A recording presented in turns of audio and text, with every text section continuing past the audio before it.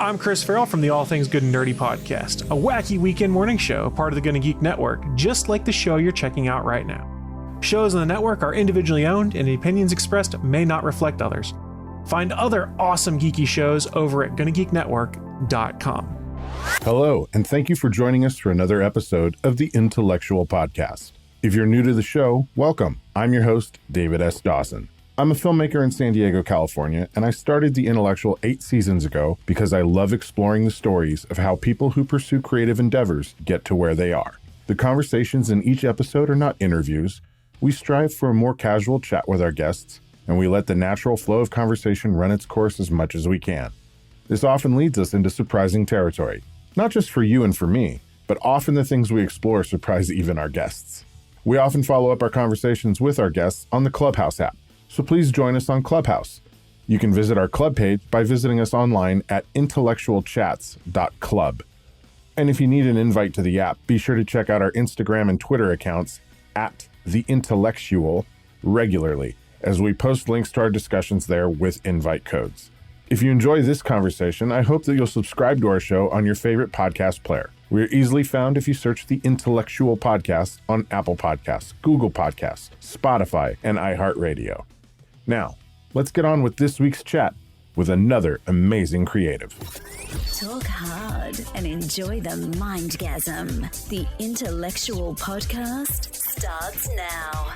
Welcome to the Intellectual Podcast. I'm your host, David S. Dawson. I'm flying solo today as none of the team was available to join me on this, what I think is going to be fascinating conversation with Mr. Rudy Salo. I forgot to ask ahead of time. How do we pronounce your last name? Whatever anyone... I butchered them, whether you tell me the right way or not. I'll tell you that right now. It's so funny, actually. I don't care. It could be Salo. It doesn't really bother. I've never been one of those people that really like, oh, no, it's Salo or something. But whatever sounds free and easy to you works for me. How about we just go with Rudy? Perfect. So Rudy, you're like so many of us who are interested in the arts. You're a massive multi-hyphenate. You do some acting, you do some podcasting, and then your day job is infrastructure finance law, which I gotta tell you, like, I find that incredibly interesting. Because I've never had anybody in that realm on this podcast before. And you probably never will. The types of people that work in infrastructure finance, there's a particular word for them. They're called bond lawyers, and bond lawyers because the way that we primarily finance infrastructure in the United States is with municipal bonds. Mm-hmm. Everybody has heard of municipal bonds, like literally everybody. Like, oh, of course, municipal bonds. Maybe you go into the voting booth on voting day and you vote for a ballot measure to, pass a bond. And because bonds build everything in our country. They build our schools, they build our roads, they build our airports, they build our transportation systems. So like bonds literally affect every person's life here in the United States. We have a unique way of financing infrastructure in the United States because our bonds are tax exempt bonds. Mm-hmm. So if you own a tax exempt municipal bond, that means you don't have to pay the interest back to the federal government or to the state government. That's highly unusual. Most countries in the world don't finance their infrastructure that way and don't have this whole tax exempt status.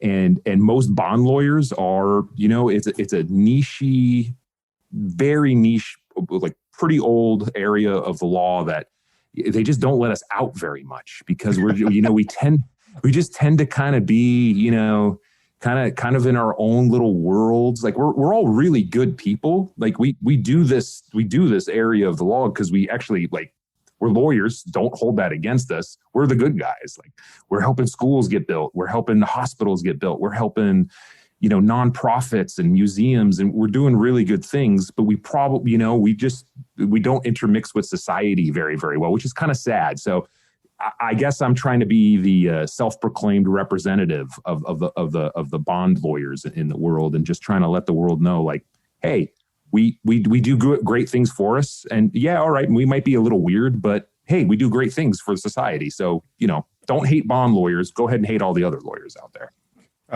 Okay. and on the infrastructure side, and we'll get to talking about arts and stuff here in a second, but like I said, this stuff just fascinates me, especially Please. with Biden's recent joint session of Congress address. Infrastructure was a huge part of this gigantic multi-trillion-dollar package he's hoping to put together. And I checked out, you write a little bit for Forbes as well. And I was noticing you saying that the electric vehicle revolution maybe doesn't jibe well with the public transportation world.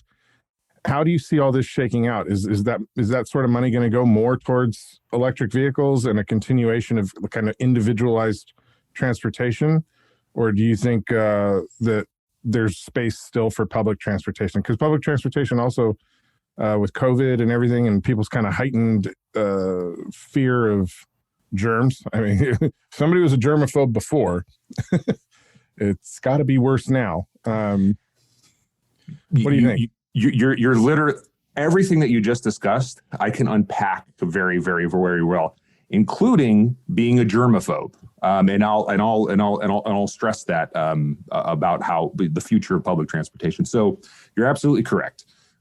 President Joe Biden campaigned a part on, building America back better, building things. He himself is a big proponent and lover of public transportation. It's very well known that he loved to use the Amtrak from Delaware to come into DC. So we have a president in office that's all about, trying to, get some kind of other transportation into the mix. Mm-hmm. Here's the issue. The primary way that we have been funding infrastructure in the United States for the last 75 to 80 years has actually been through the gas tax. So every time you go to put gas in your car, a portion of that goes to the federal government. So there's a federal gas tax. There's also a state gas tax. And even in some localities, you'll even find a local gas tax.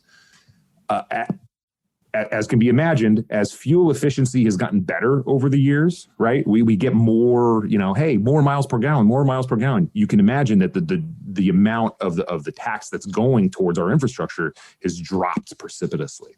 Right. And the last time that they actually raised the gas tax was in the 1990s. I believe it was when Bill Clinton was in office. So 1994.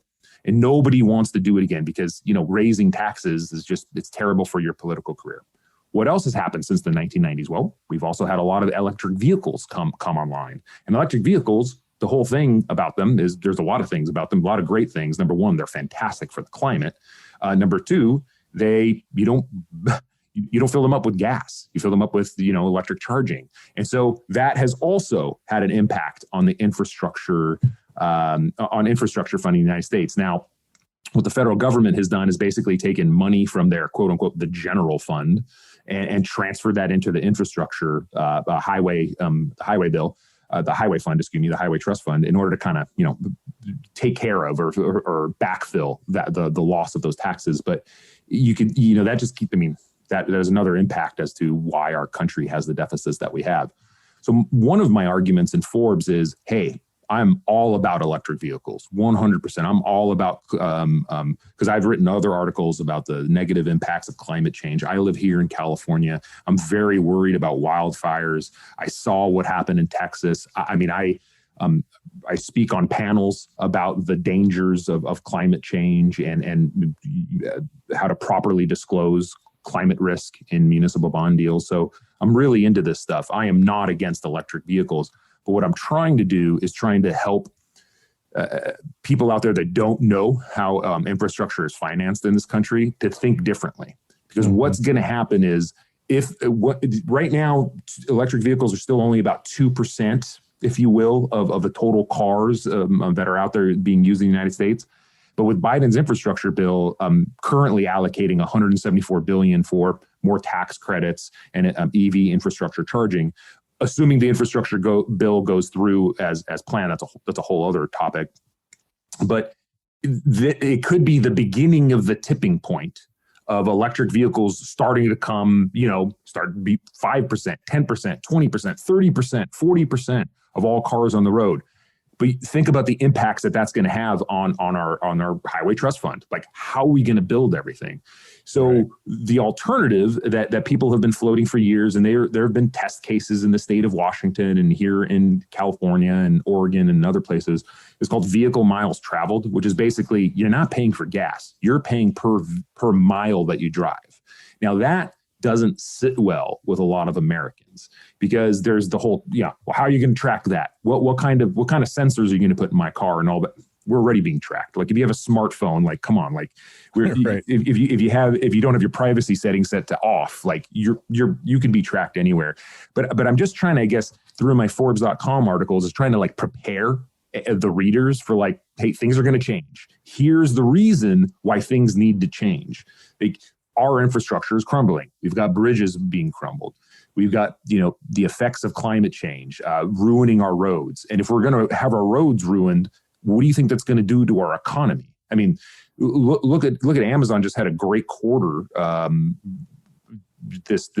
Amazon's killing it. How does Amazon deliver? Well, they primarily deliver through using our roads and using our infrastructure. They haven't flipped to the drones yet, which that's a whole other topic that sometimes I talk about, because I do a Clubhouse chat on Fridays at 3 called Future Talk, and we talk about drones, the future of transportation.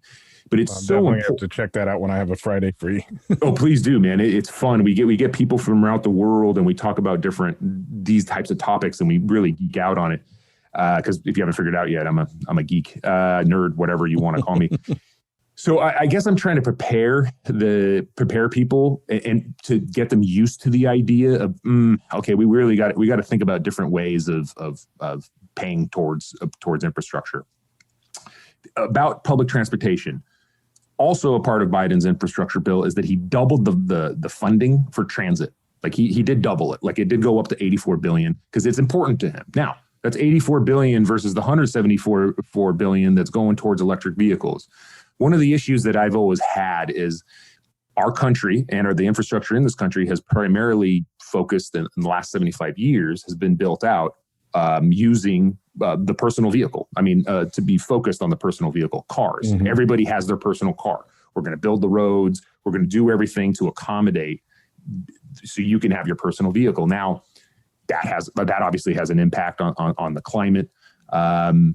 Electric vehicles is one solution. Another solution is public transportation, and it doesn't have to necessarily be trains going in and out of cities. I mean, I'm all for any kind of public transit, electric buses, using, having dedicated lanes for electric scooters and bikes. I'm a big believer. I love the electric scooters. Me too. Yeah. I visited DC, but just before pandemic hit, and being able to cruise around DC on electric scooters was a dream way to visit that city. I loved it.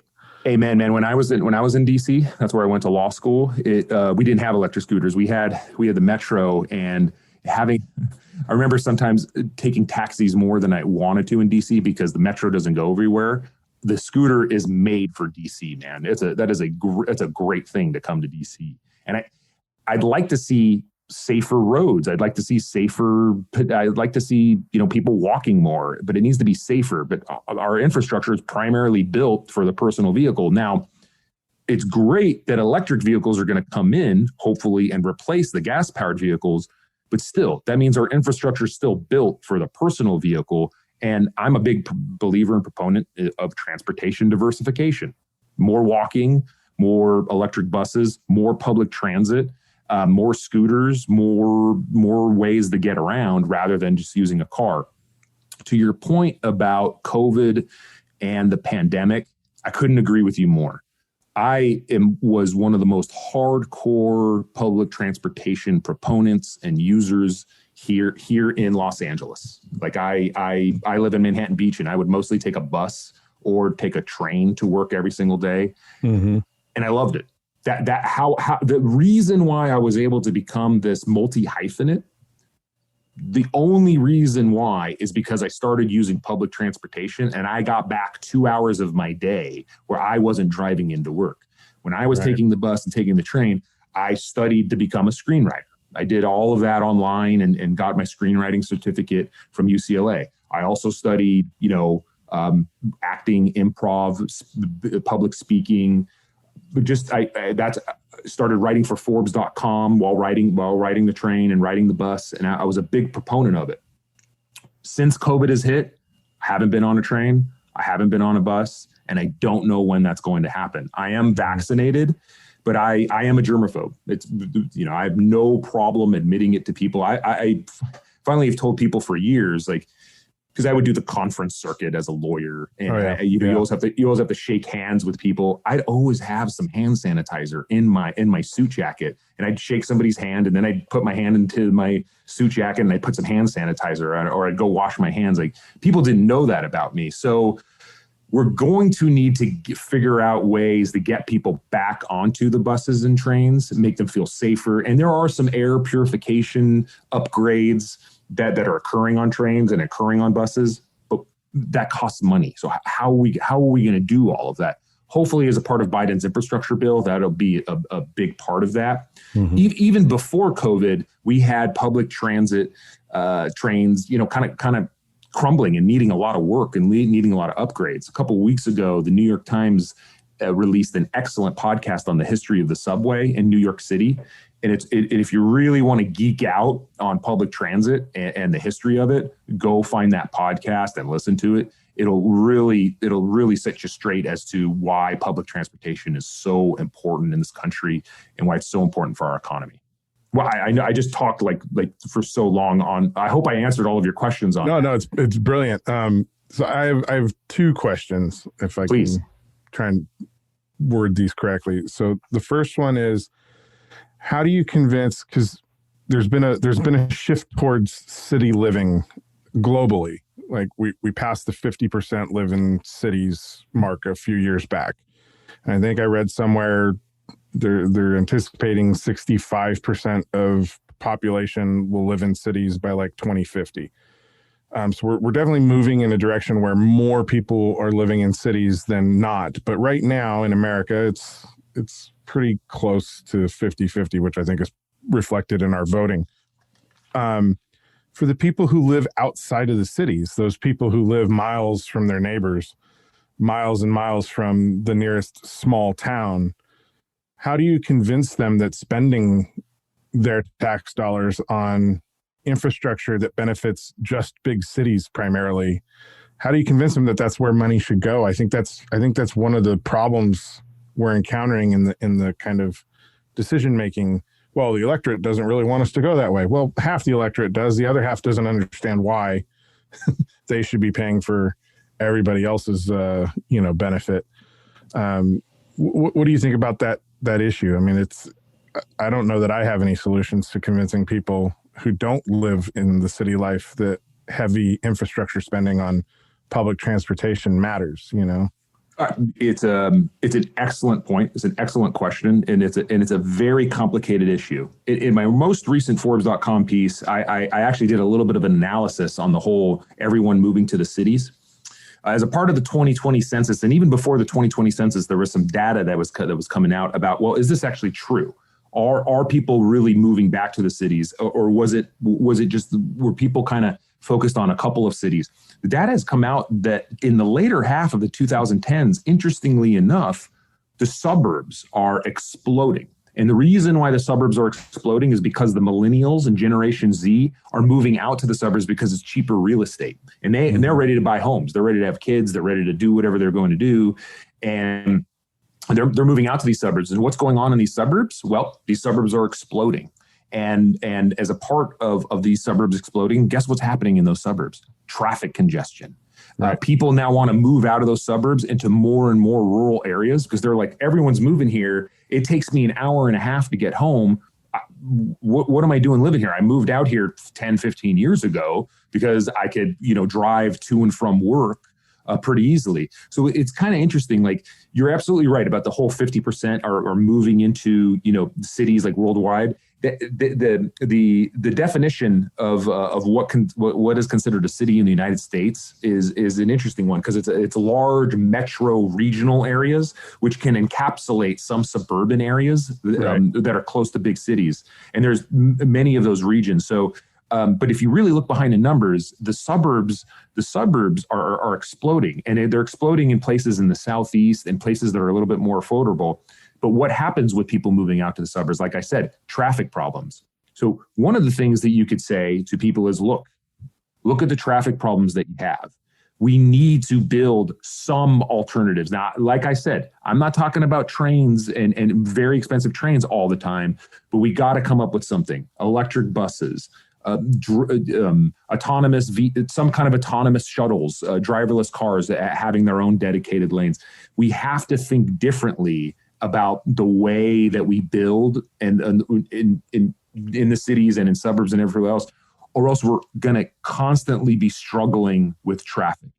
The good thing about electric vehicles coming online is one of the arguments that you can always say to suburban people is, yeah, okay, you don't want to pay for trains and everything, but look at the effects of climate. Look at the smog. Look at the damage that we're doing to this environment that you like living in outside of the cities. Like, so you can one of the arguments is it's good for climate to have transportation diversification, especially if you have alternatives to personal vehicles. Like if you have trains that are electric, that are clean. So you can use the climate argument to people that live out in the suburbs. You can also bring up the fact that like traffic, even if you live out in the suburbs, traffic is terrible.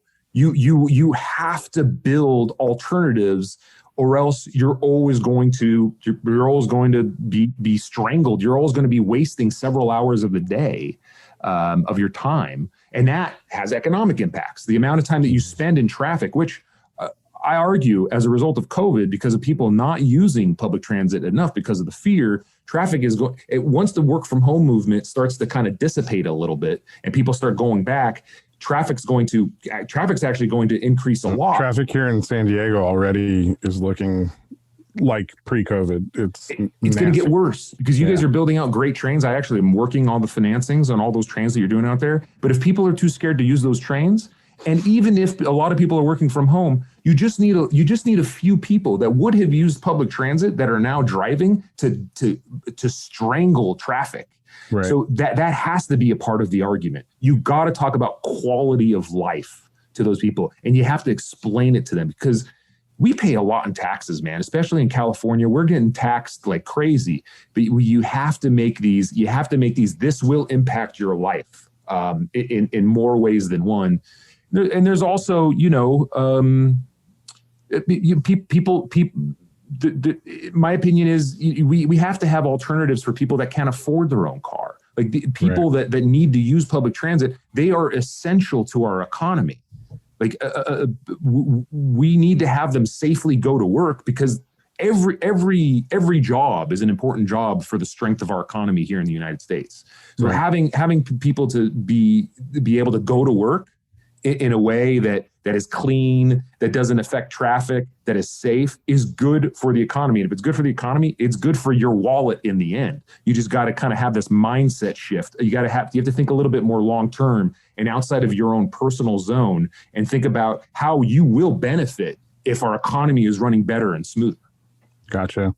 So that brings me to the second question, and you started to touch on it just a little bit, but the self-driving vehicles, I know they're being tested, and I know there's people who are like terrified of the idea of a computer driving them around. What do you think the impact of that move will be?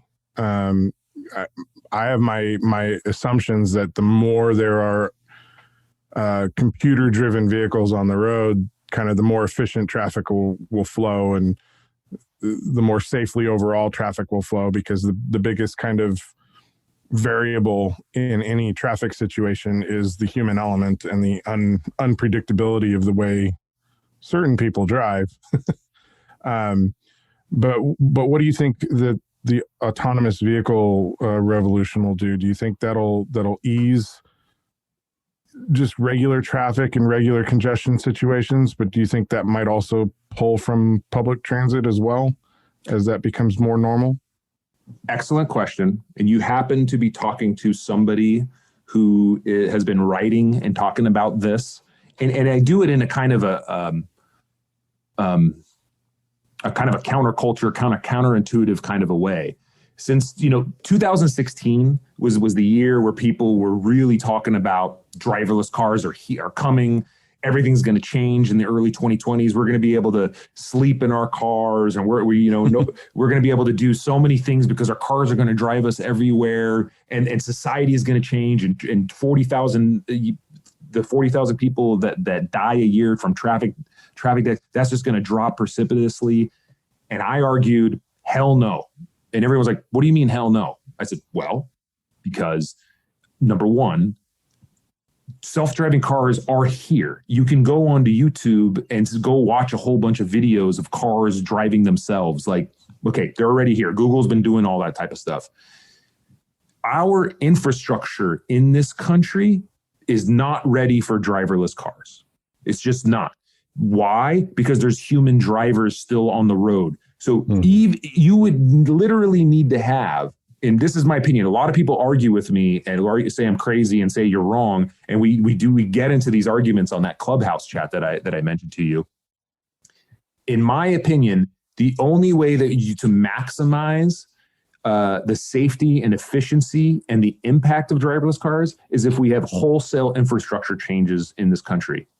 What does that mean? Well, first of all, we need 5G everywhere. We need to make the internet connected. We need to make it, just everywhere in the rural areas and the suburban areas, because, these cars need to be connected to each other, right? They need to talk to each other. And so you need to have good systems to do that.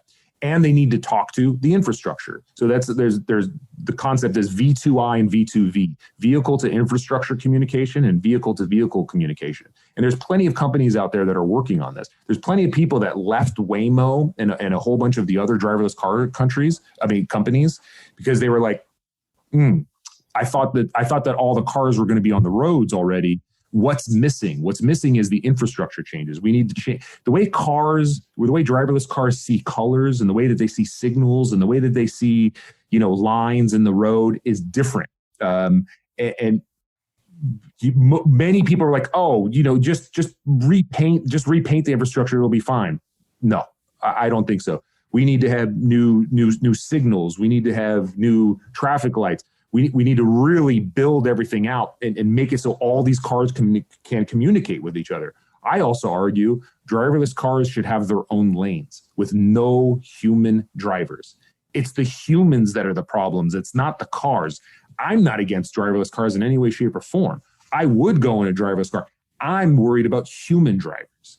So if we build the infrastructure out for driverless cars and they have their own lanes, and people start to see that, then that'll be the beginning of what I like to call, it's either transportation 3.0 or the transportation revolution. We're not going to get there unless we redo our roads and our signals and the way that we think. Right. Truly, like we really need to have mindset shifts in this country. What's interesting about driverless cars is, like I said, my argument, we need to redo our infrastructure. At the same time, what's going on? Flying cars. Like, flying cars will be, I think, a reality within the next 10 years. The state of New Hampshire passed the bill. It's literally called the Jetsons bill, basically telling all of the flying car companies, which a lot of companies are involved in, like a lot of the big OEMs and a lot of the big names are involved with it. Hey, come to New Hampshire. You won't need an extra license. You won't need a state license or state. We will have zero state regulatory additions over and above the existing FAA requirements for you to test your cars here in New Hampshire. So New Hampshire is trying to become like the center of flying cars. So I'm excited about the future of transportation because I think there's actually going to be many options. I think we already have driverless cars. I think once we can get some changes to infrastructure and mindset shifts, we'll have some impacts. But man, we're going to have so many old cars on the road that are not driverless capable that it's really going to impede the maximum benefit of driverless cars. Drones are huge for delivering packages.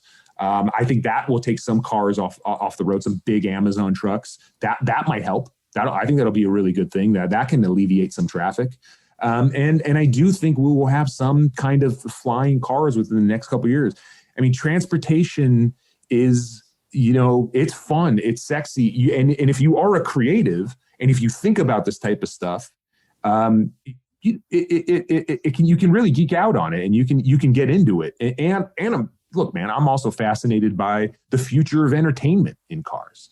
Like if we are going to have some kind of driverless component in cars, or if we are going to shift away from single person personal vehicles, like I truly believe that entertainment in a vehicle going from point A to point B or point D or point E is huge. And that's why I'm a big believer in the future of podcasting.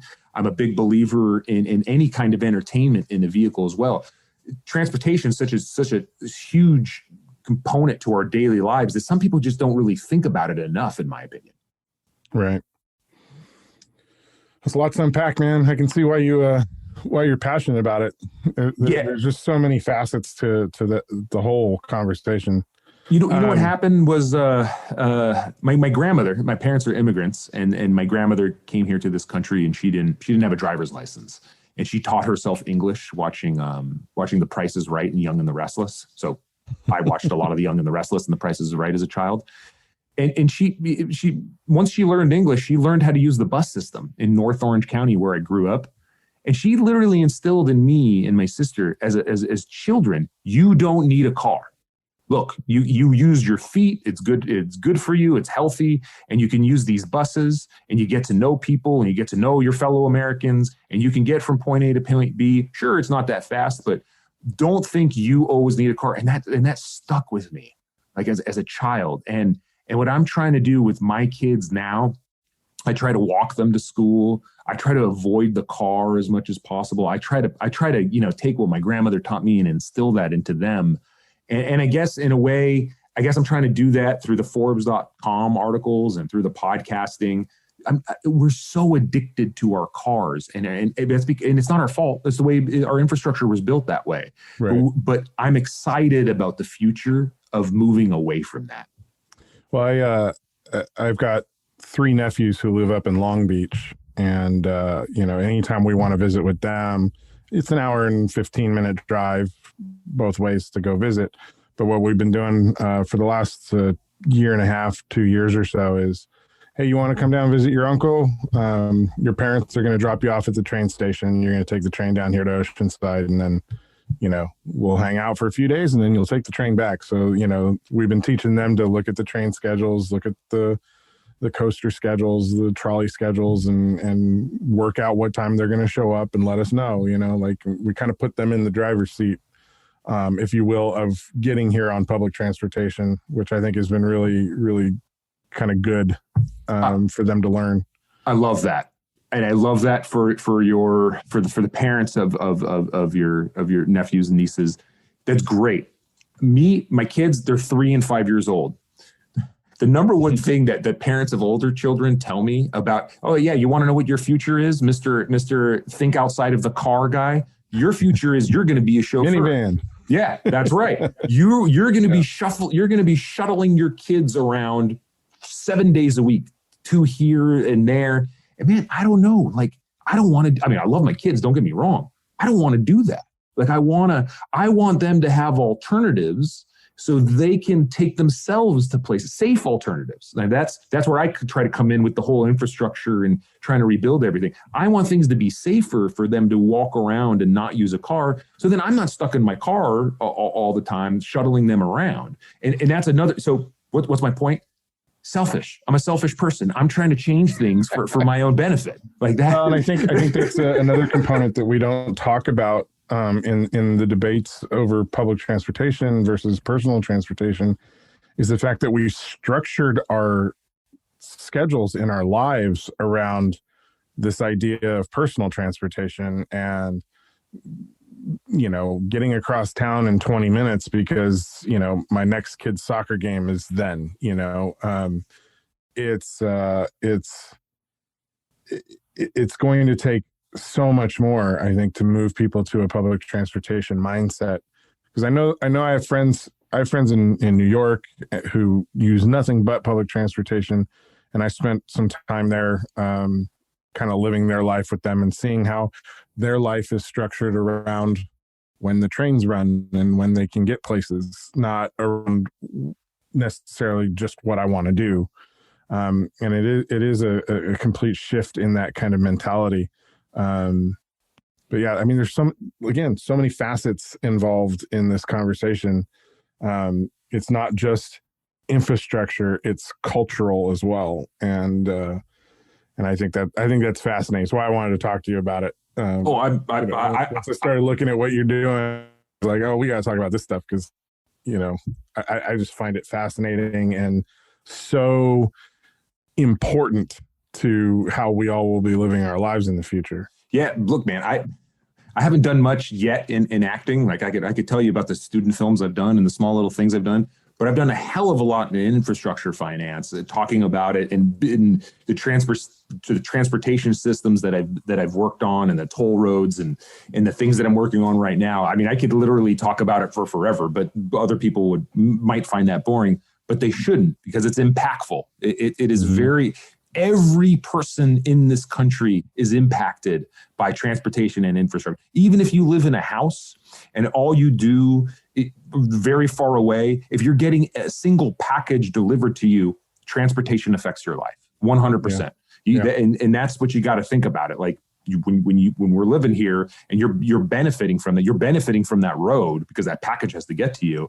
Yeah, it impacts you. And to your point of spending a little time in New York, spending a little time in these other cities, it's huge. Like when I went to law school in DC, I didn't have a car. I just used public transportation, and I used whatever I could get my hands on, a combination of taxis, buses, and my own two legs. I also lived in New York part-time because that's where I met my wife. And I was commuting between LA and New York. We didn't use a car to get around. Lived in Chicago very briefly. Really didn't use a car to get around there too. So I do think that it is for people that don't live in cities that have alternatives. I think it's good to go to these places and then think about it and be like, come back to where they live and be like, man, that'd be great if I didn't have to drive all the time. It'd be great if I could take a clean bus or a train or a scooter or an e-bike to get from point A to point B. Boy, think of all the benefits: less traffic. It's healthier. It's better for the environment. It's better for my wallet. Gee, let me. I do think having that experience is very impactful. One of the negatives of COVID is people haven't been traveling as much, and so getting that exposure is going to be difficult.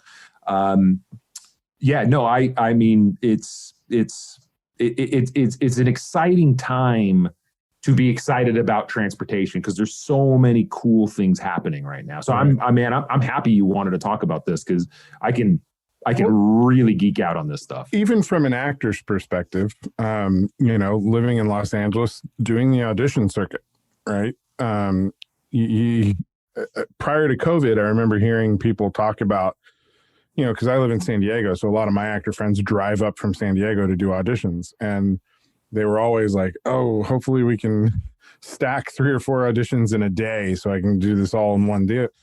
But they literally spent their whole day in traffic, going from one audition to the next, And I've always just kind of felt like Hollywood, being the progressive business that it purports to be, is wildly guilty of creating massive amounts of traffic in that city with the way audition schedules have been structured. Bringing 100 people into an office for a day, every one of them, for the most part, driving into the area, so that they can attend this audition.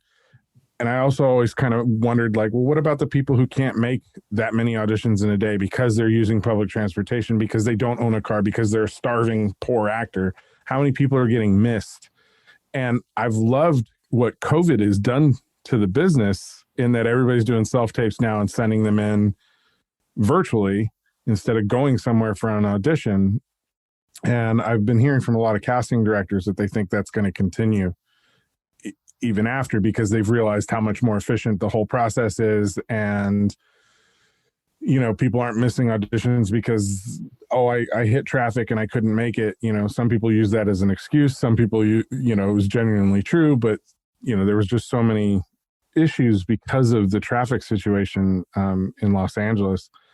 I love that COVID has kind of forced the industry to kind of rethink how they're impacting their actors, the region around them, their own office space, in terms of like bringing 1 million people in and out in a week.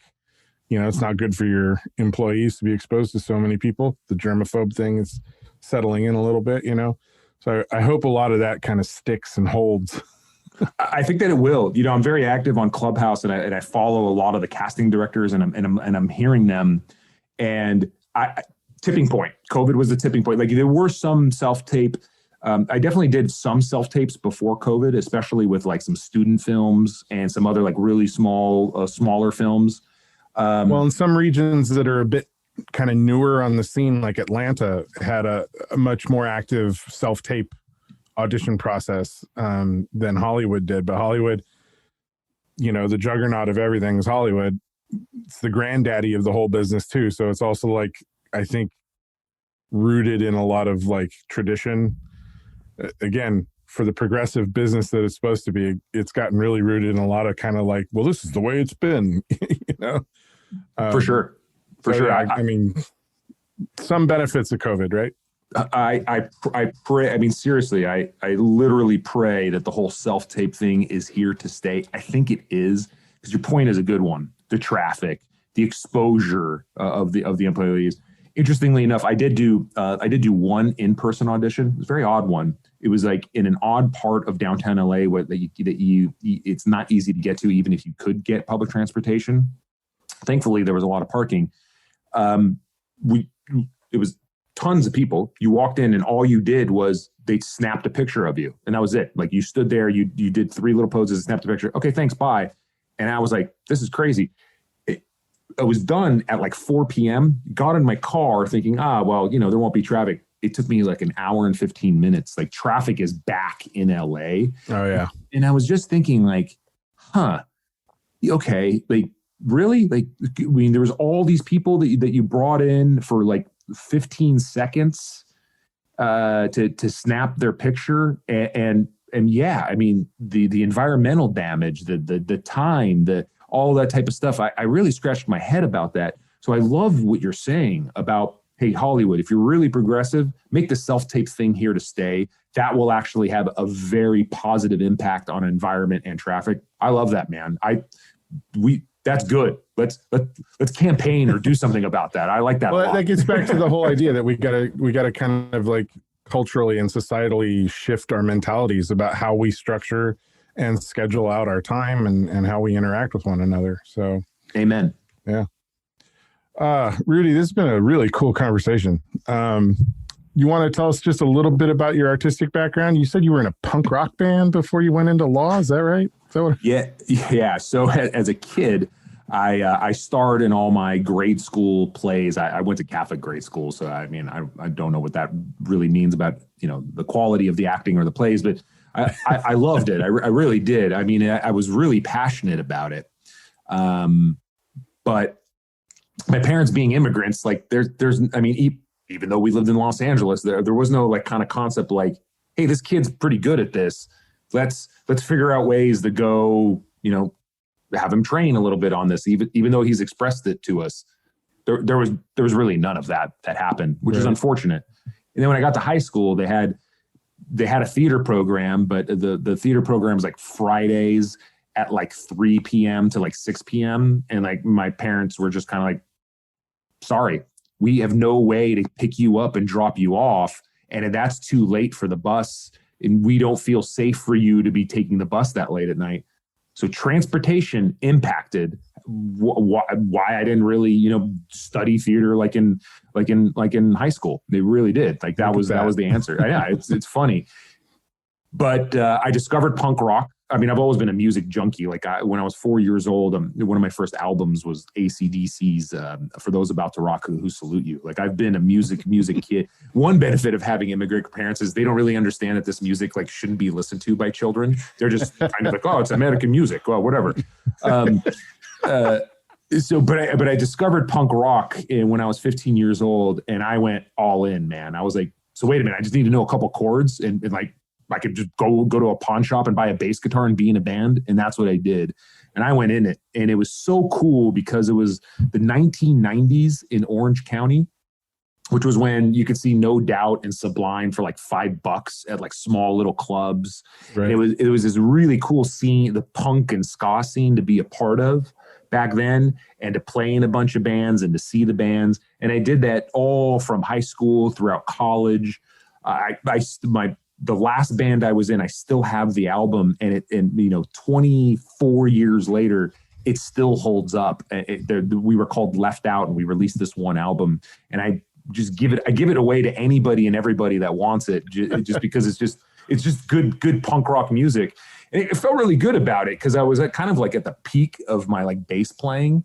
Mm-hmm. And so strangely, I was like, okay, I'm ready to put this aside. Because what happened in college was, my parents said, hey, we're not going to send you to college unless you promise to become a lawyer. Like, we're not going to spend the money on it. Like, if you say you're going to become a lawyer, we'll pay, you can go to college. So I said, yeah, okay, I'm going to become a lawyer. But I had full intentions of just becoming a punk rock star. And I just did music all the time in college. But something happened in college. Like, I actually fell in love really deeply in love with history and politics.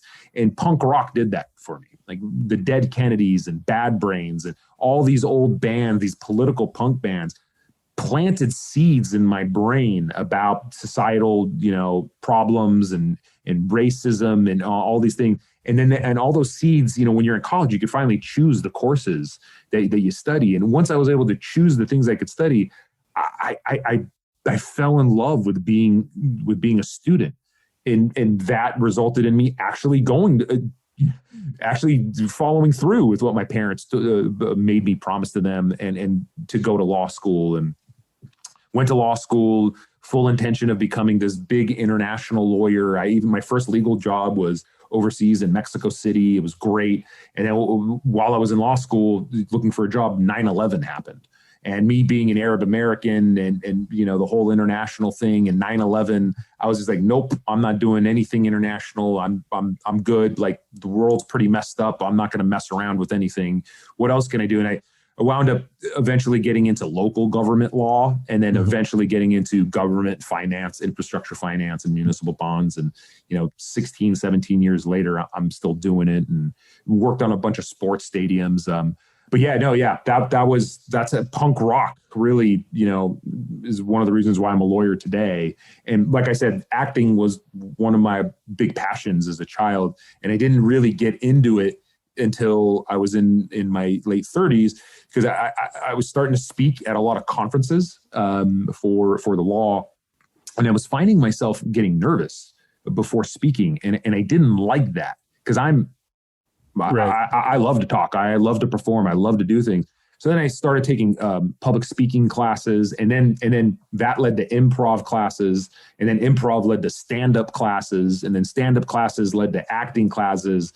And like I said, I started I got a screenwriting certificate, and then I realized, I don't really know anything about the business. I'm writing these screenplays and these stories. Like, maybe it's a good idea, if I want to become an excellent writer, maybe I should try to do some acting, and that will make me a better writer. And it has, but I've fallen in love with acting all over again. And so it just kind of like leads, it's just a strange story of, yeah, I'm an actor now, and I love it. And how did I get into it? Well, it's a long story, but I'm really enjoying it. I've done a fair amount of student films. I did a recent short film that wasn't a student film. It was an actual production that I'm very excited about, called The Director. And that's for Good Cop Productions, and a great writer-director, Mikey Nunez. That should be coming out soon. And that was a lot of fun. And I'm hoping that'll lead to more roles. I really like... I keep getting roles as villains, and I love it. Like, I gotta admit, like, I love playing villains. And, I can see that you got a Hans Gruber look to you, Yeah, I'm totally. And I don't plan on ever shaving the beard. Like, they'd really have to pay a lot for me to shave this beard. So that I kind of spilled all that out, but that's kind of me in a nutshell. I think that's great. And your comment that the music kind of got you thinking about history and whatnot. One of the things that I hear from a lot of people over and over during the course of this podcast, and really my own creative career, is the idea of like, why don't you get a real job? Stop playing, stop doing this ridiculous thing that you're doing. But I think the thing that those people with those kinds of comments forget is that the artists inspire, and artists help us see things that we maybe don't see on our own. It's that expanding people's mindset that I think is so important in the arts. And I love that the arts moved you in one direction with your law, which I think is cool. And you're obviously super passionate about what you do there, but to hear you coming back to the arts as well and discovering or rediscovering new aspects of that also gets you fired up and energized, I think is amazing, because so many of us, we get tired, we feel like we're stuck in a rut and don't know what the next thing is for us, or feel like we're trapped in the day-to-day routine. The arts can help us find our way out of that and rediscover passion of living, and I think it's great. There was an excellent Forbes.com piece that came out this weekend that explained something that I've been thinking about for years. As I have rediscovered the arts, as I have allowed myself to get back to my creative passions, it has led to bigger success as an attorney, like 100%. Like the arts and me getting passionate about transportation and everything, and me just like tapping into that has led to my legal career and business and everything, and the opportunities that I've had there to go very, very, very, very well. That is because of the arts. And I couldn't figure out why. This weekend, there was an article that came out on Forbes.com. It's called How Creative Hobbies Can Fuel Your Business Success. And I highly, highly, highly recommend anybody out there that has a real job to read this article, because this article will tell you how important it is having creative passions and really going for them. Like don't just do it like 1 or 2 hours a week. Like study them, like learn, like expand your mind. It's the expansion of the mind that the creative that all creative arts helps. Really, that it'll be the differentiator between you and that other person out there that can't come up with a solution to a problem. Being a creative expands your mind, man. I mean, amen. Like you will come up with different ways of approaching things because you're exercising the creative part of your brain. And so I'm a big believer in that, whatever that is. If you're into podcasting, if you're into music, if you're into acting, if you're into writing, if you're into knitting, like really get passionate about it, because it actually will have business benefits to you. So I highly suggest that article. And we talk a little bit out on the podcast that I'm a frequent guest host on, Good Is in the Details. We talk a little bit about that too, about how I'm a little bit of this kind of multi-hyphenate Renaissance person, but that podcast is mostly geared towards college students because the person that I do it with is a college professor, and I'm really trying to get this message out to students, like, hey, you know what? Please keep your creative hobbies as an important part of your life. Yeah, of course you're in school right now and you're thinking about getting that real job, but don't dismiss that. That the creative side will benefit you on the business side as well. Yeah, it's good to be a well-rounded human being, not just a mindless corporate automaton. I had a friend who had some really good success as an actor in the early 2000s, was on a number of TV shows, big TV shows at the time, and then suddenly became a father of twins, and kind of stopped his acting career and focused on his job so that he could provide for the family. And he loves being a father. No doubt about that. It's his number one priority in his life. Loves his wife. Everything's good there. But he called me a few years back, and he wasn't feeling great.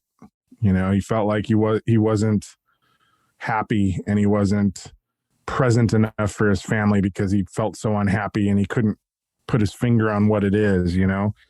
And I said, well, what are you doing creatively?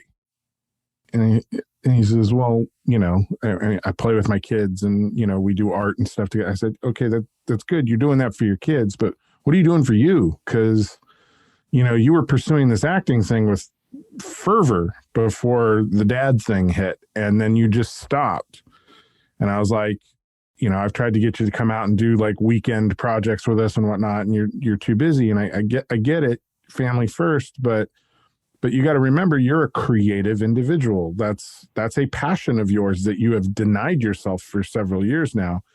I'm like, I'm not saying, you know, he says, well, I don't have time to act. I said, I get that. You don't need to act. I was like, I'm sure you have other creative things that you could pursue that you can do at home, you know, while your kids are playing and you're not playing with them, you know, really kind of think that through. Maybe it's writing poetry or it's, you know, doing something like that. And he's like, oh, it's a really good idea. I'll think about that. About 6 months goes by and he sends me a piece of artwork, and he got into digital painting on his iPad, and he does these like incredible pieces of art on his iPad now, which have gotten into galleries and stuff like, and it kind of reinvigorated this passion for art in him that he had kind of denied himself for a number of years. And then, you know, he takes his dog on beach walks every evening.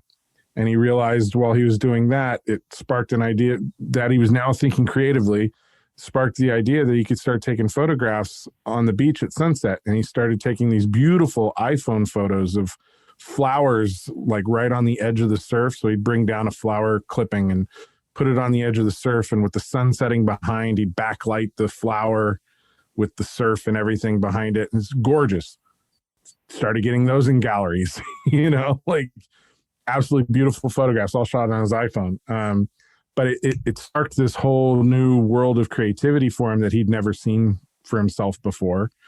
And in the years since that conversation, he's been happier, and he's been promoted like 2 or 3 times in his job too, because he's on fire at work as well.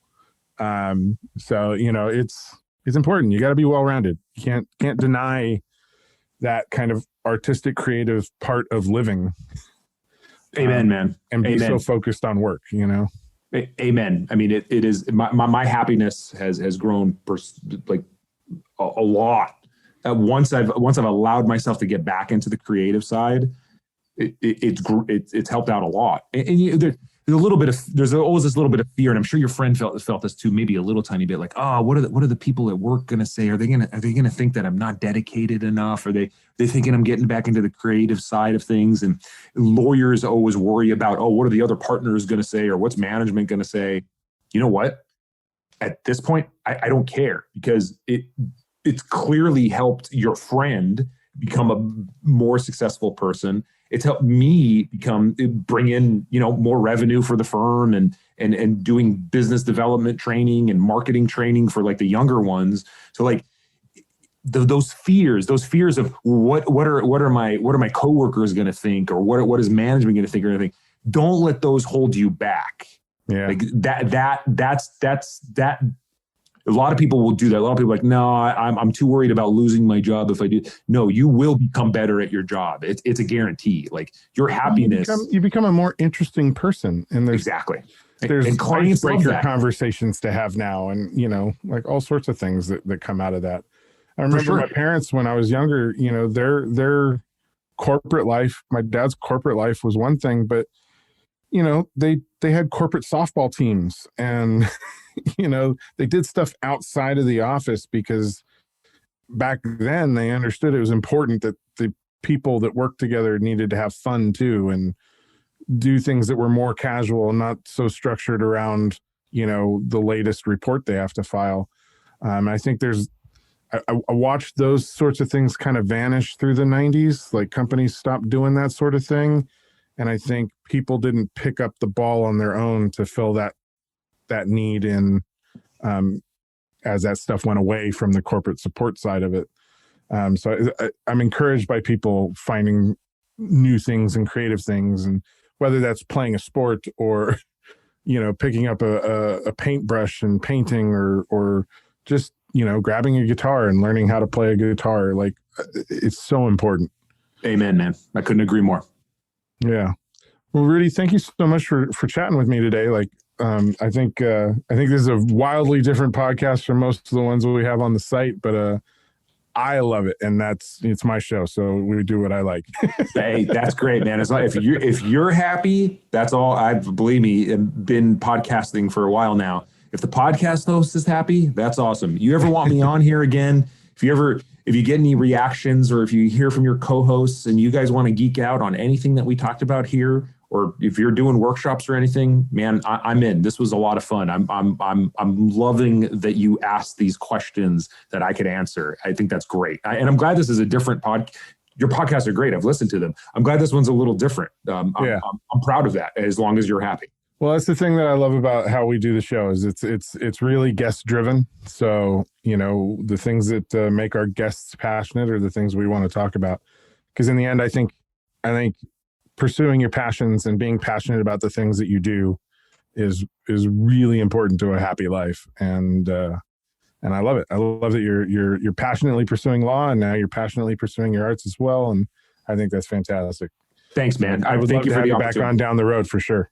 Thank you for the opportunity. I really do. I really appreciate your time. I thank you very much. Thanks, Rudy. Take care. Hello there, citizens. I am the terror that flaps in the night. I am the floaty that will not flush no matter how many times you try in the toilet bowl of crime. I am Darkwing Duck, telling you please, talk hard and enjoy the mindgasm. Whatever the heck that means. After all, you are watching Intellectual Podcast with your ears.